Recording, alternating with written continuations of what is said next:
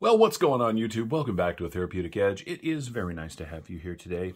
Do me a favor, hit the subscribe button and the like button and leave a comment. All of that engagement does help the channel, and I would really appreciate it. So what is on the table today? Well, this is a Kubey, as you can see, and a particularly cool-looking one. This is the 901A, or Callus, and that is spelled C-A-L-Y-C-E. I don't know. I don't name them. I just buy them and play with them. This is a fairly cool-looking Kubey. It is D2. It is G10 scales. It is a liner lock running on steel liners. As you can see, we're locked up at about 25%, so plenty of life there. This one came out of the box very sharp. No wiggle, no rock, no nothing, and it is really comfortable. These come in at about 40 bucks, which is not unreasonable for a Kubey or for this kind of materials. I do love that blade shape. It's very, very cool. It's got a really nice deep carry clip, which they have gotten better at. It is reversible, so if you are a lefty, although you can't change the liner, you can flip the clip, which would be nice. Very simple construction, open construction with a couple of barrel spacers. It does have a lanyard spot. For those of you that like the lanyard, there you go. And they put it up and back in such a way that it doesn't interfere with where the pocket clip goes. This is just a well-sorted cutting tool. I really like it. It's got thumb studs that work very well, and of course a flipper that works even better. And in fact, I would say I would have been happier if they'd have just left the studs off, because they are a little bit in the cutting path. But that's okay. It is a $40 knife. It's got a lovely swedge across the top of this sort of drop point blade. It's just cool. I love stuff like this. We've talked about this before on the channel. As much as I love my sort of ridiculous and expensive knives, and I do, don't get me wrong, I didn't start here. No, much like everybody else, I started here. Although back then it was mostly Kershaw, but you get where I'm going. So really good knives that don't cost a lot of money will always have a place in my heart and on my table, because this is it for most people. And in the last 5 years in particular, we have seen such an improvement on what you can get for the money. You know, $30, $40, $50 knives are going to last you forever now. They are well-sorted, good-looking, good materials, and cut like crazy. And that is awesome. And this Kubey's kind of no different. Now, Kubey is an interesting brand. They do OEM work.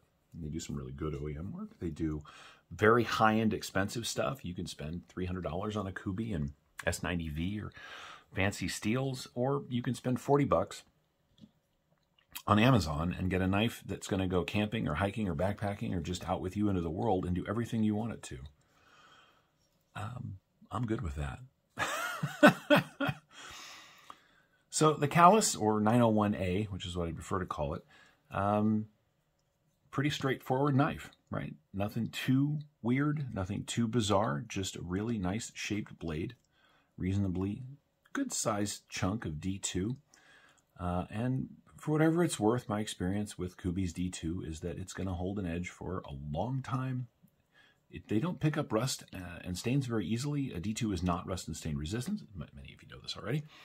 But just the same, Kubey's D2 seems to hold up really, really well. So that's cool.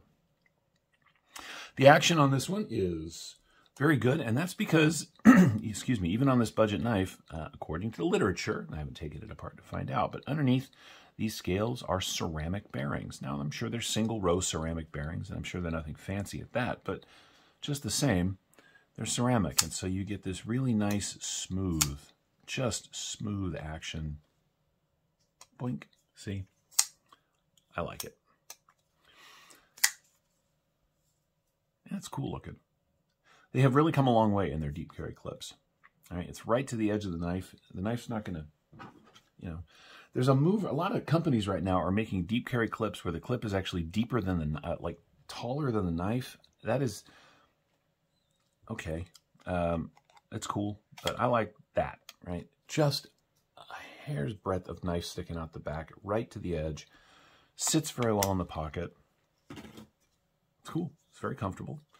I have used this knife Moderately. I did some of my normal cutting. I didn't do any seatbelt material because I'm kind of running out, but I did do 550 paracord and rubber tubing and a bunch of cardboard, and it has held an edge really well, and it is very comfortable in hand. I can feel the swell of the pocket clip just a little bit in the edge of my palm right here, but not much else. The one thing about this knife that I will say is it's kind of old school in design, and what I mean by that is a lot of knife companies are not doing this space between your finger and the blade so that when you're working, you're sort of up, right?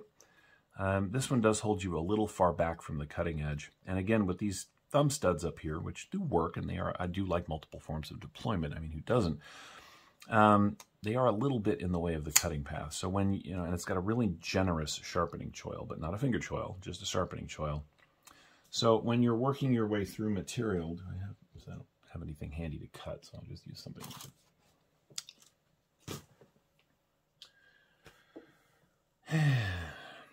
I'll use this box, right? If you're cutting, you want to be careful not to slip too far up towards this end, because you'll end up in the choil and then you're bumping into the thing. So you want to keep the blade sort of here.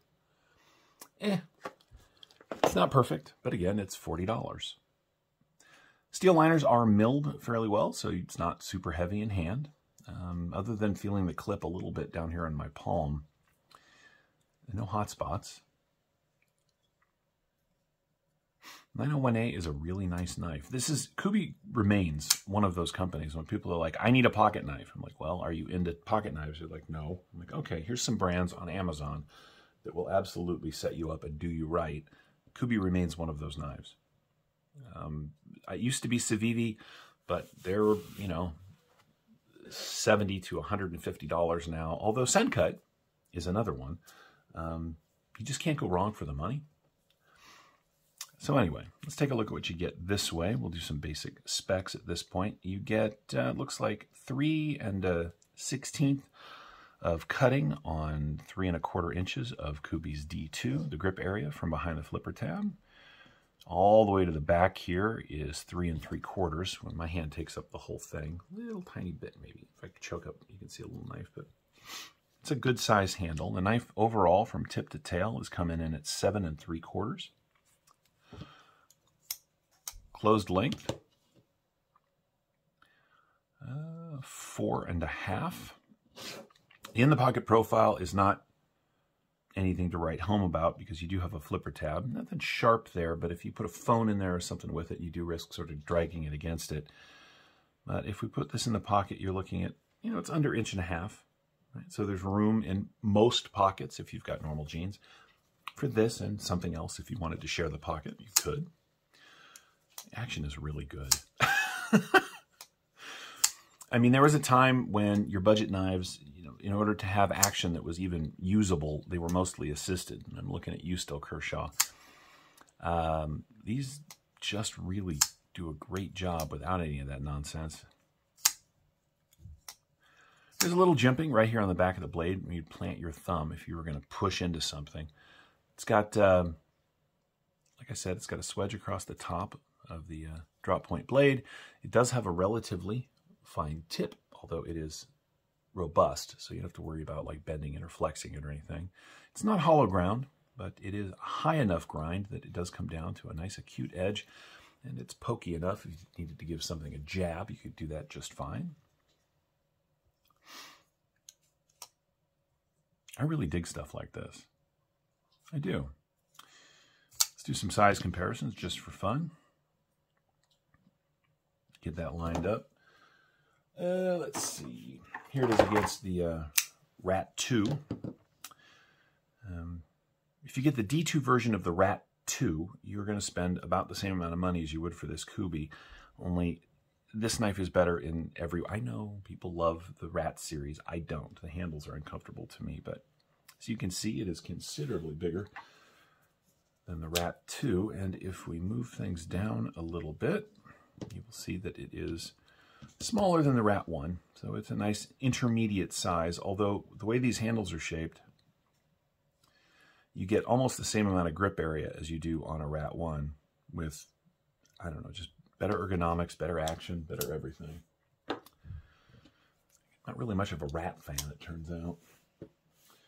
Just for fun, here it is against a knife that has had my attention quite a bit lately. This is the full-size Sebenza 31.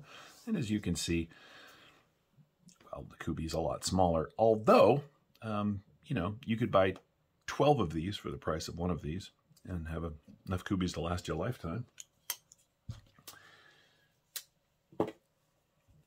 The thumb studs do work remarkably well. They are low on the blade, but that's just, I think, because of the way it's designed. If they were any higher, you probably wouldn't be able to get it to pop.